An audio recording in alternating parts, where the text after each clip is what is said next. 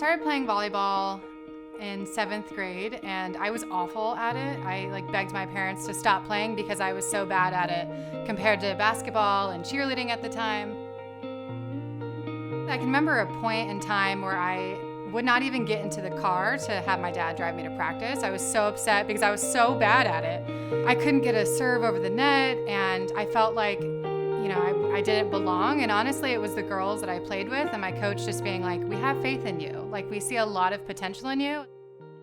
Volleyball felt the most natural at that point.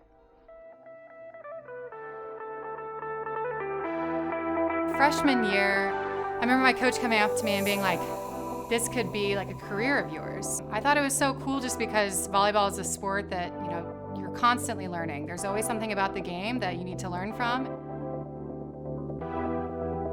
So I went to IU, and that's where my sister went, and I loved it.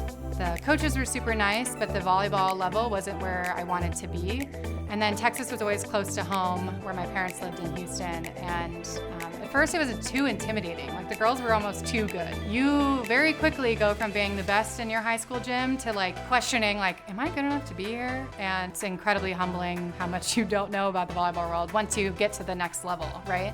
There's always a giant learning curve. Thankfully, a lot of us had a lot to learn.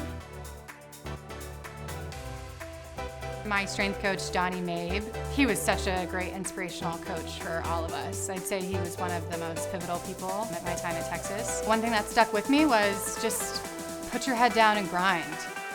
There's always going to be someone that's coming after you, or you're going to come after yourself. You always look for excuses, like this workout is too hard, or this opponent is too difficult, or they're too fast, they're way better than us. But just putting your head down and believing in the fact that your hard work will pay off was huge for me. I look at the people that I compared myself to at age 10 and 11 and 12 being like, I'll never get there. Give yourself the patience and the time to put in the work, and it'll pay off. It really will.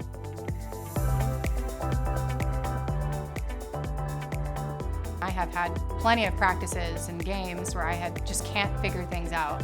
And thankfully, I've been on teams where they can pick it up skill-wise and then also lift me up emotionally. I think that's one of the best things about this game, is that you're playing with the team and you're playing with a collective effort. So if you mess up, if you have a faulty game or a messed up practice or something, you can always lean on your teammates. I've played with girls, from Brazil, Hungary, Finland. I've had teammates where she's like, I'm sorry, my English is not great at all. And I'm like, well, my Montenegrin is not very great either. So I'm like, we need to figure out something, because we have to communicate and perform together. And it's cool because half the time you'll learn something great about somebody from across the world. I retired last summer because I had missed being in the States and missed being with my family. That was the biggest reason. I still loved the sport. I still loved competing, but I had to say goodbye to it because I needed to start a new chapter, so I thought. It's always a topic of conversation. If there were a league in the States, would you play? And so whenever I heard that Athletes Unlimited was starting a league, oh, it's not gonna happen, it's not gonna happen, and then it's happening. Finally, we finally have some kind of presence here. I think about what it'll do to the girls that graduate from college or finish high school and are like, I can continue playing this sport. I think about those girls, and to have this league means so much for the whole sport.